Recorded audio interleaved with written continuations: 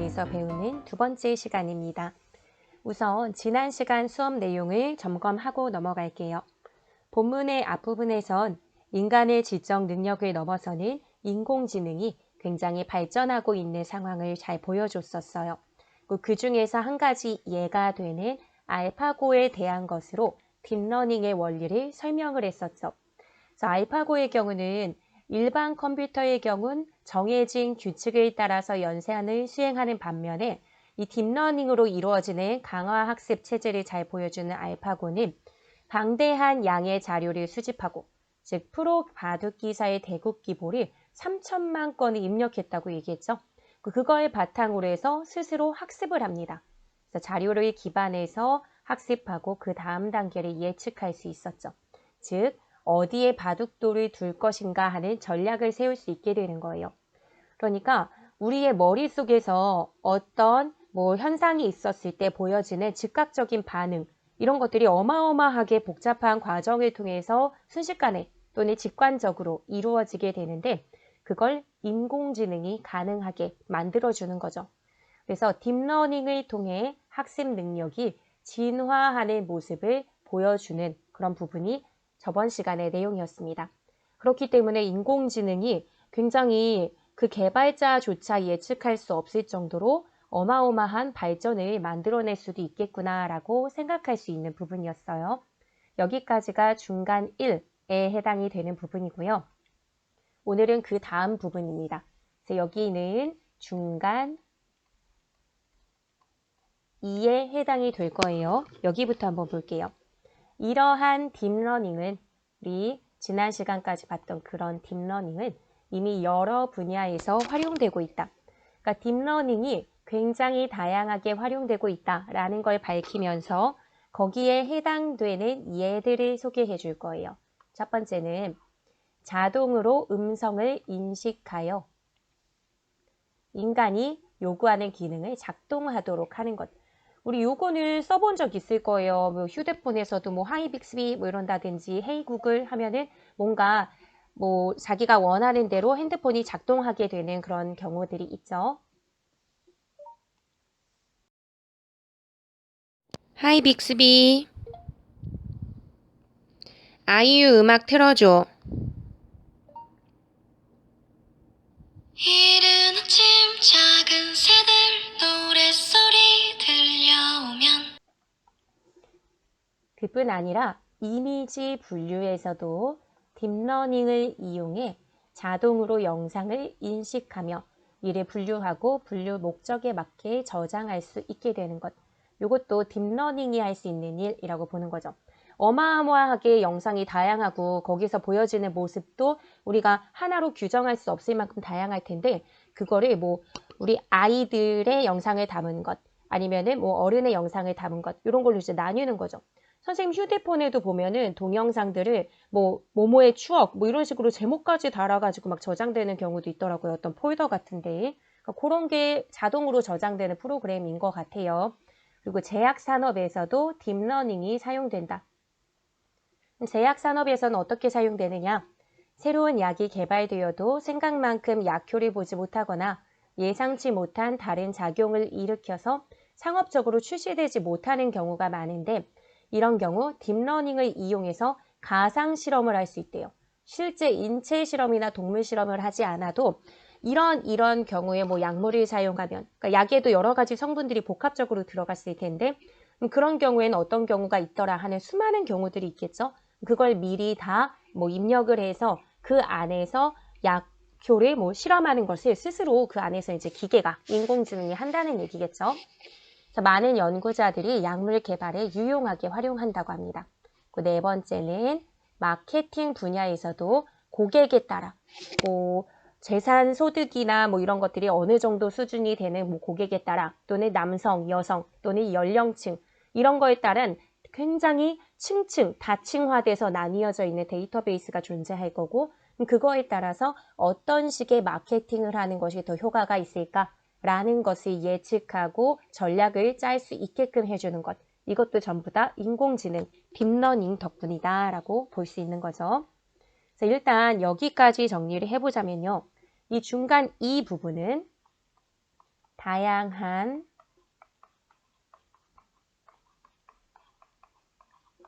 분야에서 활용되는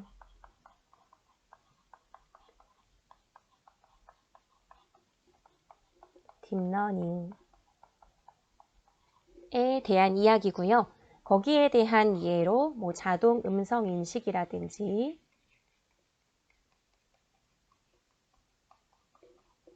또는 이미지 분류, 그리고 제약 산업에서도 이용한다고 하고요. 또 하나는 마케팅 분야. 이렇게 소개를 해주고 있네요. 그 다음 단락으로 넘어갈게요. 무엇보다 우리에게 가장 잘 알려진 딥러닝 활용 분야는 지금까지 하나, 둘, 셋, 네 개를 살펴봤는데 다섯 번째는 자율주행 자동차다. 자율주행 자동차는 앞에 횡단보도가 있는지 사람이 있는지와 같은 정해진 물음에 답할 뿐 아니라 안전하거나 위험한 상황을 담은 동영상 정보를 기반으로 이것도 아마 알파고가 3천만 건의 대국 기복 이걸 기반으로 해서 스스로 학습했듯이 어떤 다양한 상황을 담은 교통 상황에 이제 해당되는 거겠죠. 사건, 사고를 담을 수도 있고 이것도 수천, 수만 건의 동영상 정보를 입력하고 그래서 그걸 바탕으로 스스로 이런 경우가 위험하구나 아니면 이런 경우는 어떻게 피해야 하는구나 라는 것을 학습해서 자동차를 운행하게 된다는 거죠. 그 무엇이 더 중요한 정보인지 이런 경우 어떤 걸 더 중요시해서 뭐 오른쪽으로 가든 왼쪽으로 가든 멈춰야 되든 하는 그런 판단을 어떻게 할 것인지를 다음 연산에 반영하게 된대요. 그러니까 굉장히 똑똑한 거죠. 그래서 참조할 자료가 많을수록 그러니까 안전하거나 위험한 상황을 담은 동영상 정보를 10건을 입력해서 학습시키는 경우랑 1000건을 입력해서 학습시키는 경우 또는 막 1만 건, 10만 건, 뭐 1000만 건 이렇게 입력해서 학습시키는 경우 더 안전한 운전을 해줄 만한 차는 더 많은 막 3천만 건, 4천만 건 이렇게 많은 경우의 수의 동영상을 입력한 자율주행 자동차가 더 안전한 운행을 할 거 아니에요. 그러니까 참조한 자료가 많을수록 인공지능은 더 단련된다라고 볼 수 있습니다. 이것은 완전히 새로운 내용은 아니고 아까 알파고가 이세돌 구단과 대국을 벌였었던 과정에서 3천만 건의 대국 기보를 입력했고 그걸 바탕으로 열심히 학습을 했어요. 그래서 인간의 1000년에 해당되는 시간만큼 학습을 했다고 얘기했었죠. 그렇기 때문에 그걸 생각한다면 그만큼 자료가 많을수록 인공지능이 단련된다는 것은 당연하다라고 볼 수 있을 거예요. 그래서 이게 알파고든 자율주행 자동차든 제약 산업에서 약효의 어떤 안전성을 검증하는 것이든 모두 다 적용이 되는 그런 내용이겠죠. 그래서 인공지능 연구자들은 이전에 없던 새로운 창의성까지도 나타낼 수도 있다라고 이야기한대요. 그래서 그걸 뒷받침해주는 얘기로 인공지능을 소재로 한 영화를 예로 들어줍니다. 이건 뒤에 지금 사진이 나올 건데 라고 하는 영화래요. 선생님도 본 적은 없는데 수업을 준비하면서 자료를 찾다 보니까 꽤 재미있을 것 같은 그런 느낌이 들더라고요.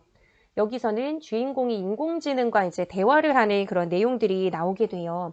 근데 이런 것처럼 뒷부분에서 얘기해 줄 건데 일단은 창의성이라고 하면 요거는 인간만이 가지고 있는 속성일 것 같은데 인공지능도 스스로 학습하고 진화를 거듭하게 되면 언젠가는 창의성이 나타날 수도 있다라고 보고 있으니까 요거는 인공지능이 우리가 생각하는 것보다 더 많은 가능성을 갖고 있을 수 있다라는 걸 보여주는 부분인 것 같아요. 요거를 메모하고 다음 부분으로 넘어갈게요. 이 영화를 보면요. 이 영화에서는 한 남자가 나오는데 남자가 아내와 이혼을 하고 굉장히 외로워하다가 이 인공지능 프로그램을 이제 구입을 하게 돼요.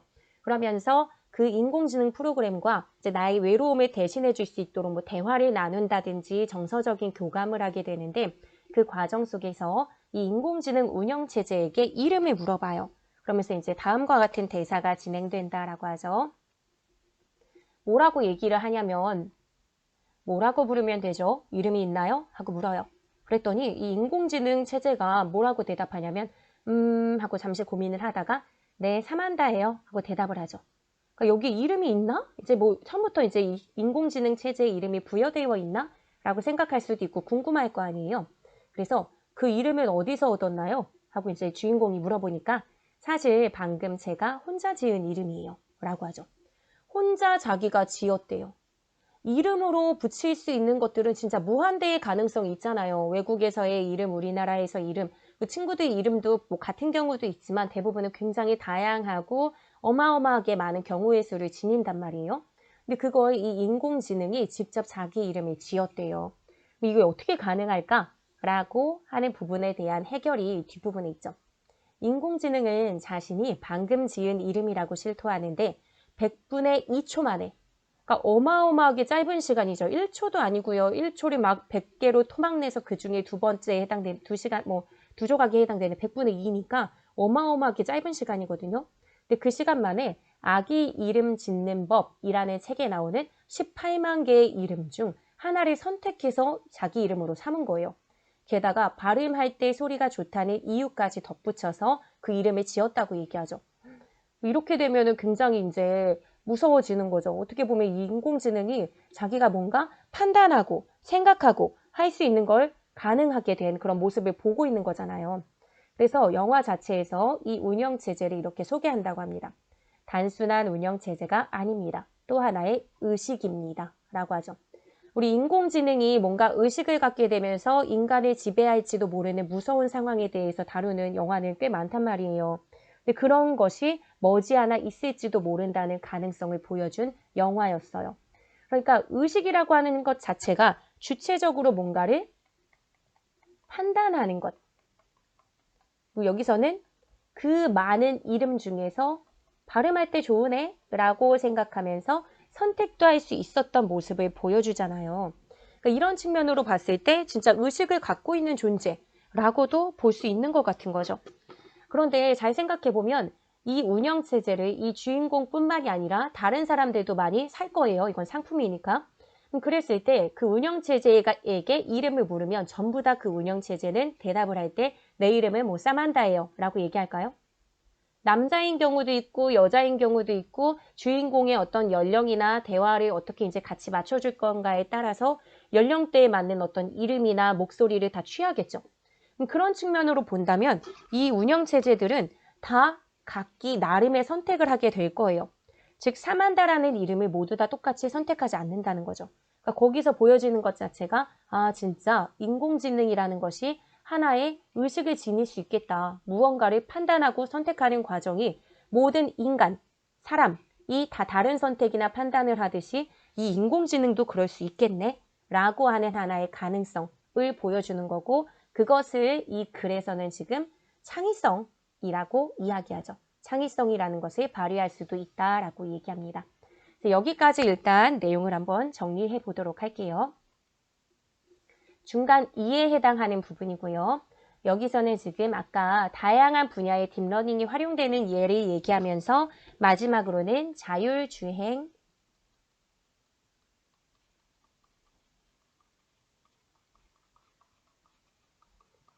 자동차를 이야기했습니다.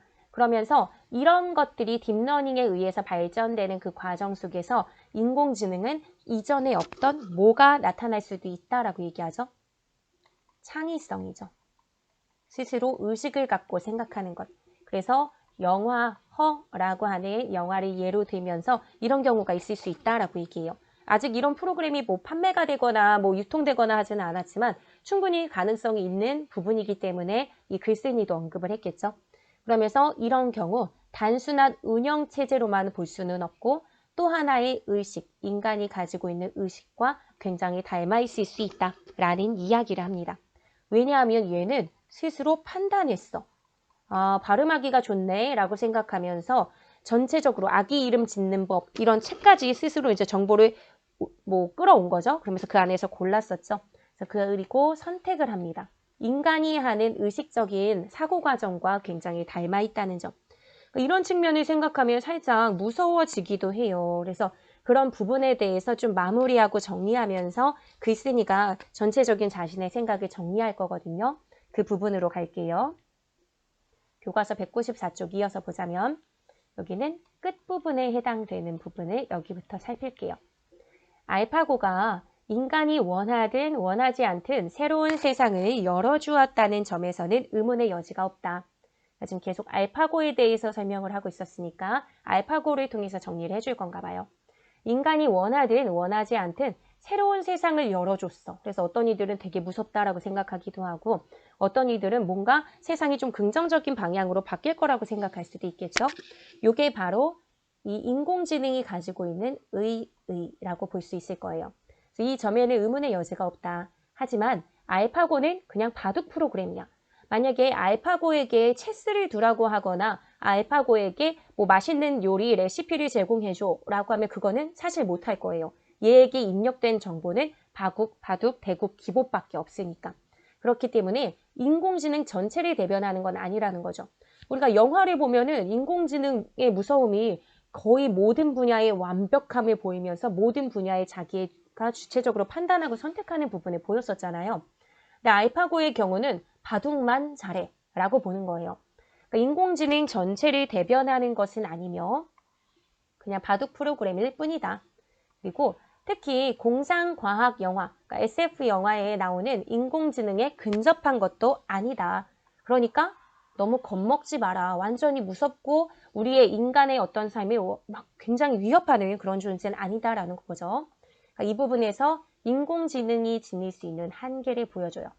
어쨌든 인공지능이 놀라운 능력을 보이는 건 그 정보를 기반으로 해야 되는 그 정보를 인간이 다 입력을 해주는 거잖아요. 근데 그거를 바둑 프로그램만 입력을 한 거지 뭐 그 외에 다른 것까지 다 입력을 해서 모든 걸 다 주체적으로 판단하고 행동할 수 있게끔 한 건 아니다라는 거예요. 알파고의 성공은 인공지능 로봇 전반적인 것의 성공이 아니라 오히려 유능한 개발자, 여기에다가 바둑 프로그램을 막 3천만 건이나 때려 넣을 줄 알고 그것을 그 스스로 학습을 할 수 있도록 딥러닝을 하면서 바둑을 잘 둘 수 있도록 그것을 다 아이디어를 내서 만들어낸 그 딥마인드죠. 그리고 여기 이 개발자의 작품이라고 보는 게 더 적절하다라고 보는 거죠. 이 글쓴이의 관점은. 그러니까 그냥 바둑계가 그동안 여러 군데에서 뛰어난 프로 바둑 기사들이 쌓아왔던 그 정보들을 총화, 다 모아놓은 그 좀 발전된 프로그램일 뿐이지 무서운 존재는 아니다 라고 해석한대요. 이 글쓴이의 관점에선. 다만 알파고가 보여주는 기계학습 능력은 놀랍죠. 인간이 보일 수 있는 그런 능력을 완전히 웃돌잖아요. 그러니까 기계학습 능력의 활용도는 매우 높다. 그러니까 이것을 좀 다양한 분야에서 활용을 한다면 인간의 삶이 오히려 조금 뭐 정보를 굉장히 많이 모아놓고 우리가 미처 파악하지 못한 것을 이 기계를 통해서 얻어낼 수 있다는 점에서는 좀 도움이 될 수도 있으니까 그걸 잘 활용해보자 하는 관점인 것 같아요. 자, 알파고가 이룬 성과는 앞으로 알파고를 뛰어넘는 수많은 인공지능 딥러닝 프로그램의 등장을 예고한다. 그러니까 굉장히 많은 뭐 바둑 분야든 요리 분야든 아니면 그 외의 분야든 다양한 분야에서 이런 프로그램들이 만들어지게 되면 인간의 영역을 상당 부분 대신하면서 도와줄 거다라는 거죠. 하지만 요 인간의 영역을 상당 부분 대신한다는 것은 좋은 점일 수도 있고 뭐 굉장히 위험하거나 아니면 좀 인간이 차마 생각하지 못할 수 있는 그런 영역 아니면 굉장히 빠르게 뭔가를 정답을 산출해야 되는 부분 이런 게 있다면 도와줄 수 있으니까 인공지능 자체가 굉장히 가지고 있는 장점, 가능성이긴 해요. 다만 그 가능성은 양날의 뭐 칼처럼 좀 부작용도 있긴 할 거예요. 인간의 영역을 상당 부분 대신하면 아무래도 일자리를 잃거나 하는 그런 문제는 생길 것 같아요. 어쨌든 이런 나름의 가능성이나 좋은 측면이 있다는 걸 우리는 생각해 보자라고 지금 이 글쓴이는 얘기하고 있고요. 반면 좀 경계할 부분은 있어. 하지만 인간이 과학적 윤리의식을 바탕으로 통제해야 돼. 과학적 윤리의식. 이 정도까지만 해야 인간의 삶에 어떤 뭐 크나큰 위험이 오지는 않을 것이다. 라고 생각해 줘야 될 거고, 그리고 인공지능이 어떤 선을 넘어서지 않게끔. 그러니까 우리 과학자들이 굉장히 뛰어난 연구에 어떤 성취를 보이고 자기가 얼마나 많이 좀 이 부분에 대해서 결과를 낼 수 있는지에 대해서 사실 욕심이 있을 거 아니에요. 내가 이만큼까지 하면 이런 뛰어난 인공지능을 만들 수 있지 않을까? 뭐 이런 생각을 할 수는 있겠지만 그 일정 선이 넘어가면 위험할 수 있다라는 건 사실 생각하고 있을 거예요. 그러니까 그런 적정한 선을 지킬 수 있다라고 하는 전제 하에 얘기하는 거겠죠. 그러니까 인간이 과학적인 윤리의식을 가지고 있고 그걸 바탕으로 인공지능에 대해서 통제력을 가질 수 있는 선까지만 할 수 있어야 돼요. 그러니까 그걸 바탕으로 통제력을 잘 가질 수만 있다면, 너무 그 능력을 넘어섰게끔 욕심을 부리지 않는다면 인공지능은 결국은 뭐 인간이 어떤 능력을 부여해주면서 발전되는 거니까 두려움의 대상이 아니라 인간이 가지고 있는 다양한 문제를 해결하기 위해 기능을 할 수 있다라고 보는 거죠. 그래서 인간의 문제를 해결하기 위해 인간이 만들어낸 과학 발전의 결과물로서 바람직하게 이로운 방향으로만 활용될 수 있을 것이다. 그러니까 전제가 있는 거죠. 과학자들이 또는 인공지능을 막 발전시키는 사람들이 일단 인간의 삶에는 피해 끼치지 않는 선까지만 해야 해 라는 식의 윤리의식을 잘 갖고 있어야 되고, 인공지능 기능을 막 실험하고자 막 무서운 기능, 인공지능이 막 어떤 인간의 어떤 뭐 영역을 침범하거나 다치게 하거나 그런 행동을 하지 않게끔 해주는 그 장치는 분명히 만들어내야 될 거예요. 그러니까 인공지능 자체의 통제력은 갖고 있어야 된다라고 하는 거죠. 그게 다 전제가 됐을 때 인공지능은 무서움의 대상이 아니라 인간의 문제를 해결하기 위한 좋은 뭐 과학 발전의 결과물로서 존재할 수 있다 하는 이야기로 볼 수 있을 것 같습니다. 그래서 이 부분, 인간이 과학적 윤리의식을 바탕으로 인공지능에 대한 통제력을 가져야 한다. 이게 인공지능에 대한 인간의 태도죠. 이걸 갖고 있어야 돼. 그렇지 않으면 위험해질 수 있으니까. 그러니까 인공지능에 대해 인간이 가져야 할 태도, 과학적 윤리의식, 그리고 통제력, 요게 있어야 된다라는 거예요. 그게 있을 때 인간이 우리에게 이로운 방향으로, 인공지능이 인간에게 이로운 방향으로 존재할 수 있는 거죠. 즉, AI, 인공지능은 인간을 위한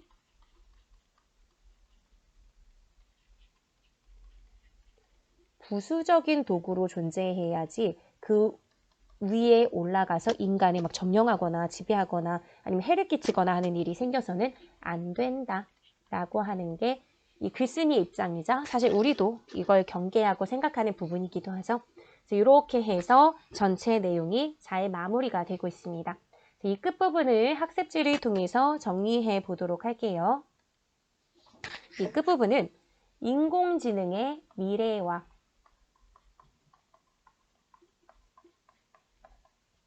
인간의 삶을 편안하게 해줄 수 있는 그런 면들, 장점을 많이 가지고 있죠.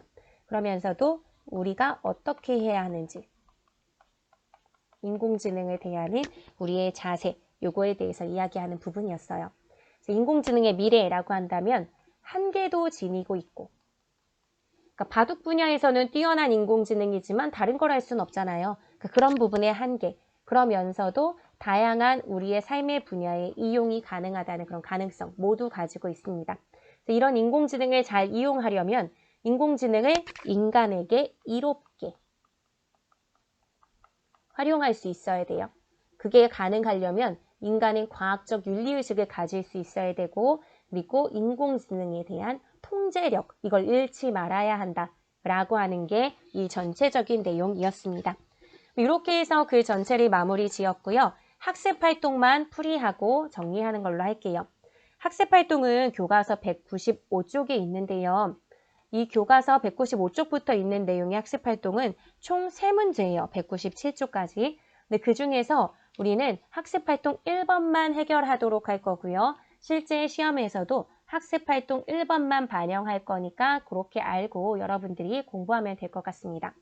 학습활동 1번의 문제. 다음은 이 글을 읽은 학생들이 나눈 대화이다.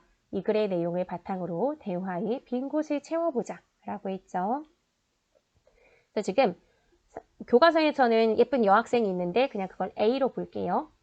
인공지능 알파고와 이세돌 구단의 바둑 대결에서 예상을 깨고 알파고가 승리하자 사람들은 깜짝 놀랐어. 알파고에 도입한 딥러닝은 무엇일까? 우리 지금 딥러닝 계속 배웠잖아요. 그래서 그걸 잘 대답해 줄 수 있겠죠. 그게 이 뒷부분에 해당이 돼요. 딥러닝은 기계학습의 한 종류로 무엇을 뭐뭐 하는 것이 특징이야 라고 하죠. 이거 대답하기 조금 어려울 수는 있을 것 같아요. 너무 이렇게 좀 열려있는 답이라서 같이 한번 정리해보자면 엄청 많은 데이터를 입력했었잖아요. 그러니까 다량의 데이터에서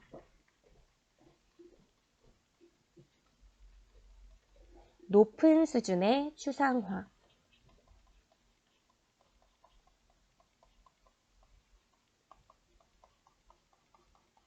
많은 정보를 입력받고 그걸 바탕으로 해서 결과를 산출하죠.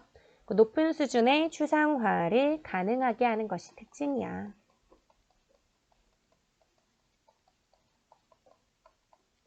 이러한 딥러닝 기법은 현재 여러 분야에서 활용되고 있다고 해 하고 이제 대답을 하죠. 그러니까 다량의 데이터를 입력하고 그걸 바탕으로 해서 내용을 뭐 추상화하는, 그래서 그렇게 학습을 하는 게 이제 딥러닝의 기계학습 방식이다라고 보면 되고요.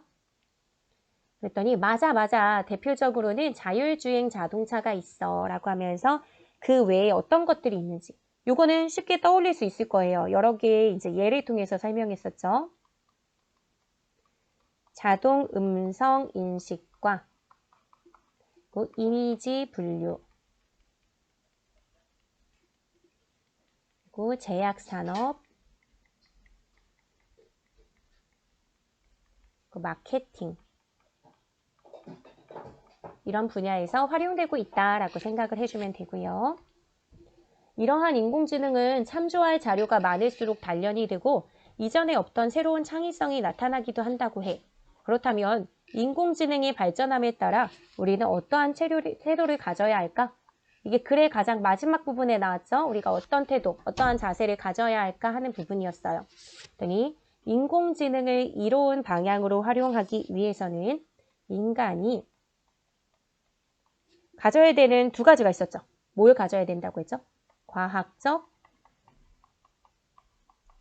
윤리의식이었죠.